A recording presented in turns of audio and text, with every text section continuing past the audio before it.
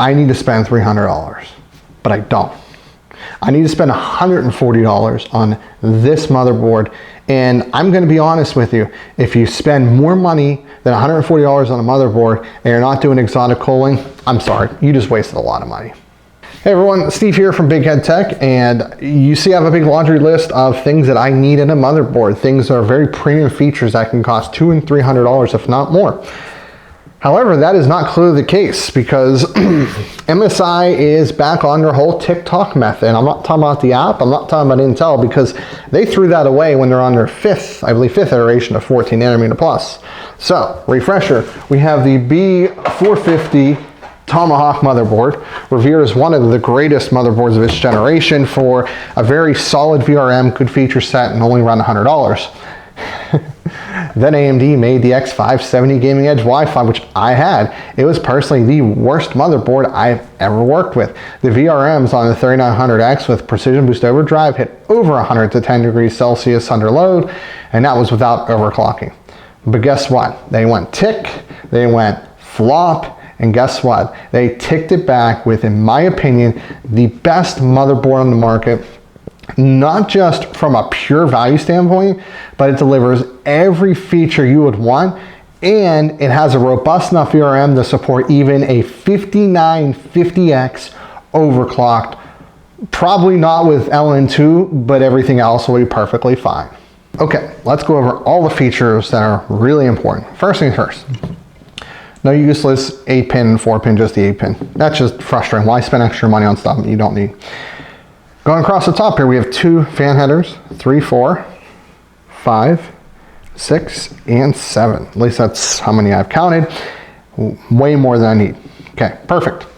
Addressable RGB, and a regular RGB, so only one 4-pin 12, which is perfectly fine. I have no issues with that.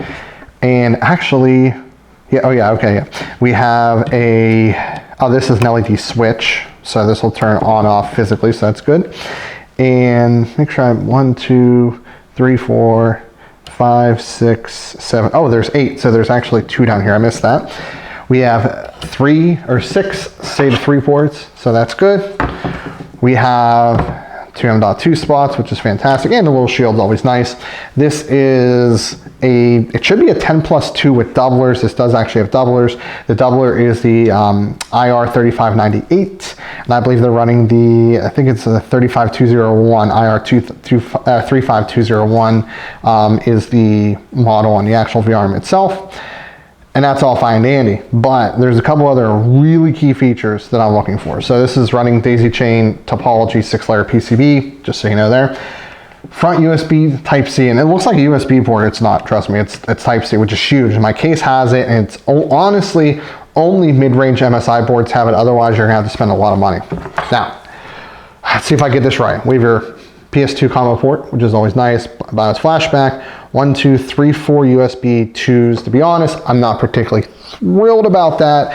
I really would have liked more of these. So these are USB 3.2 Gen 1, 5 gigabits per second. Then we have 3.2 Gen 2, 10, and also Type-C.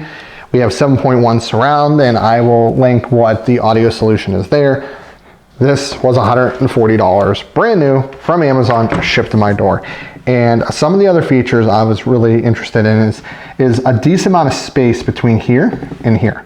Because sometimes I've had taller RAM that I'm testing and it sticks over a little bit and it pushes up against the graphics card. So having a little bit more space here is definitely big.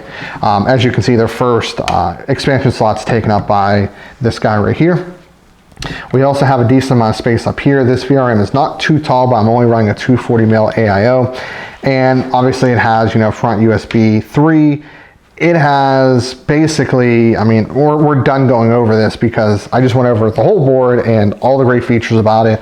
And let's go and wrap it up, but I am truly excited to throw this in my system. So that is it.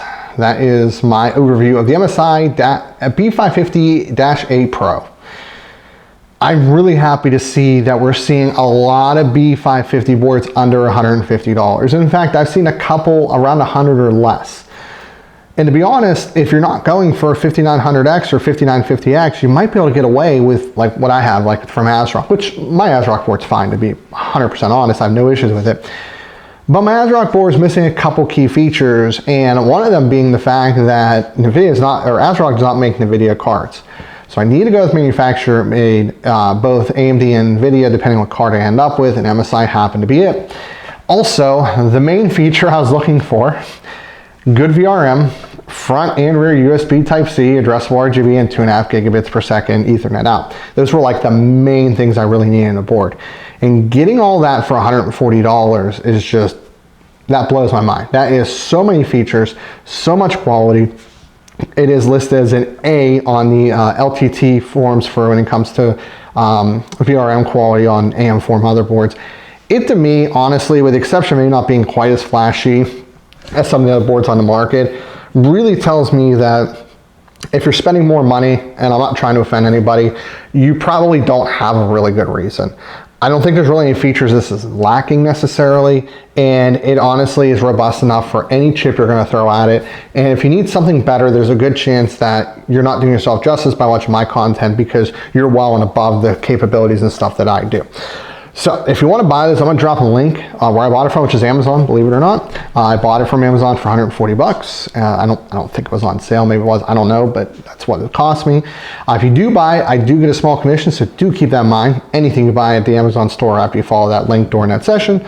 Like it if you liked it, dislike if you dislike it, leave a comment and get subscribed. And as always, this is Steve from Big Head Tech, and I'll see y'all later on down the road.